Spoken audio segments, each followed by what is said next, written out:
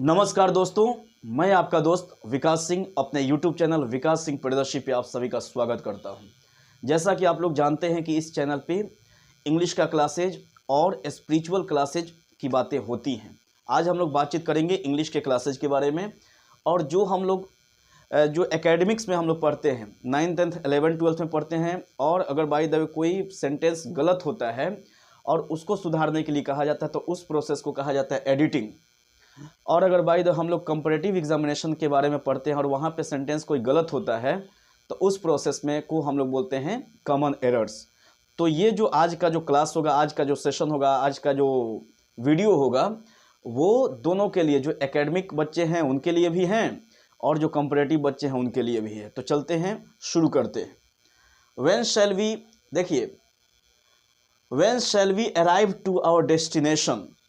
तो जब भी हम लोग देखेंगे, अराइव मतलब भी होता है पहुंचना और रीच मतलब भी होता है पहुंचना, लेकिन रीच वर्ब के साथ कोई भी प्रीपोजिशन का प्रयोग नहीं होता है, लेकिन अराइव के साथ जब भी प्रयोग होता है तो उस कंडीशन में अराइव के बाद टू नहीं आता है, अराइव के बाद एट आता है। तो यदि हम लोग टू को रिप्लेस कर देते हैं एट से तो हमारा सेंटेंस सही हो जाता है। दूसरा क्वेश्चन है, the patient was accompanied with his friend. तो एकम्पनीड मतलब होता है साथ साथ जाना, यानी पेशेंट के साथ साथ वो जो दोस्त थे उनके वो भी गए थे। तो एकम्पनीड के बाद हमने हमेशा हम ध्यान रखेंगे कि एकम्पनीड के बाद जब भी आएगा तो वहाँ पे आएगा जो प्रीपोजिशन है वो बाई है। तो बी वाई, यदि विद को हम लोग चेंज कर देते हैं बाई से तो हमारा सेंटेंस जो है वो सही हो जाता है। तो पहले वाले में हम लोग टू के जगह पे ऐड कर देंगे और दूसरे वाले में विद के जगह पे हम लोग बाई कर देंगे तो हमारा सेंटेंस जो है वो सही हो जाएगा। तीसरा है, in case if it rains I shall not visit you. तो इन केस और इफ़ दोनों का मतलब होता है अगर ऐसा हुआ तो यहाँ पे ये सुपरफ्लुअस वर्ड हो जाएगा, ये एडिशनल वर्ड है, तो इसको यदि हम लोग हटा देते हैं तो हमारा सेंटेंस सही हो जाता है। तो in case if it rains I shall not visit you, तो इन केस को यदि हटा देते हैं तो हमारा सेंटेंस जो है वो सही हो जाता है। चौथा जो क्वेश्चन है, please report to me when you return back from Delhi. तो ध्यान देंगे हम लोग कि जब भी रिटर्न आएगा, कम के बाद बैक आता है लेकिन रिटर्न के बाद बैक का प्रयोग नहीं होता है, तो यहाँ पे बैक को हटा देंगे। क्यों? क्योंकि रिटर्न मतलब होता है कम बैक और बैक यहाँ पे एक सुपरफ्लुअस वर्ड है, एक एडिशनल वर्ड है जिसका कोई ज़रूरत नहीं है। तो उस कंडीशन में हम लोग क्या करेंगे कि बैक को हटा देंगे तो हमारा सेंटेंस सही हो जाएगा। तो आंसर होगा, please report to me when you return from Delhi. अब थोड़ा सा कुछ स्पोकन वर्ड्स हैं, ये तो हम लोगों का एकेडमिक्स हो गया, कंपटीशन की बातें हो गई, और थोड़ा सा हम लोग डेली लाइफ का जो वर्ड्स है उसको हम लोग देख लेते हैं। तो पहला वर्ड है एब्रेविएशन, मतलब होता है संक्षिप्त रूप। जैसे एमपी जो होता है वो शॉर्ट फॉर्म होता है मेंबर ऑफ पार्लियामेंट का।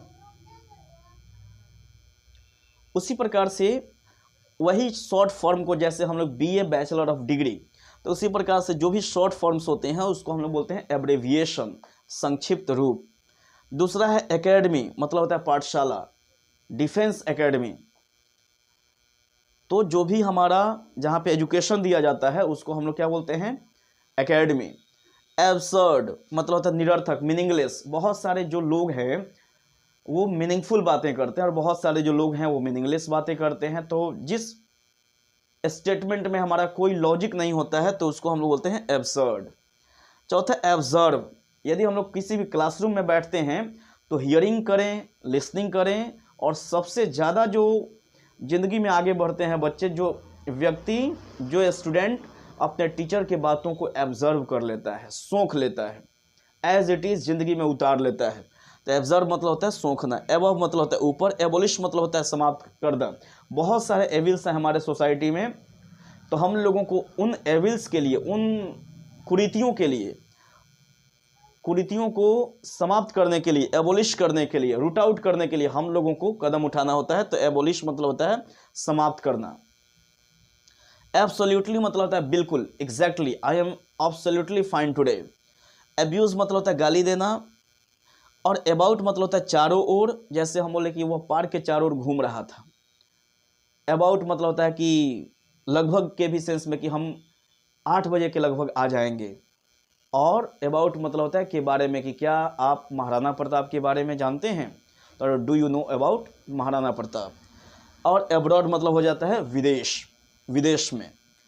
तो आज के क्लास में हम लोगों ने देखा कि कुछ स्पोकन वर्ड्स भी हो गए और कॉमन एरर्स एडिटिंग भी हो गए। तो इस प्रकार से आप लोगों के क्लासेस चलते रहेंगे और ऑफलाइन जिनको एडमिशन लेना होगा तो वो इस नंबर पे 9304752721 पे आप क्या कर सकते हैं, कांटेक्ट कर सकते हैं और बताया जाएगा आप लोगों को कोर्सेज के बारे में।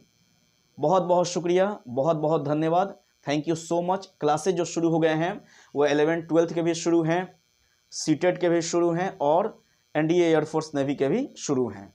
बहुत बहुत शुक्रिया, thank you so much, have a great day to you all, thank you so much.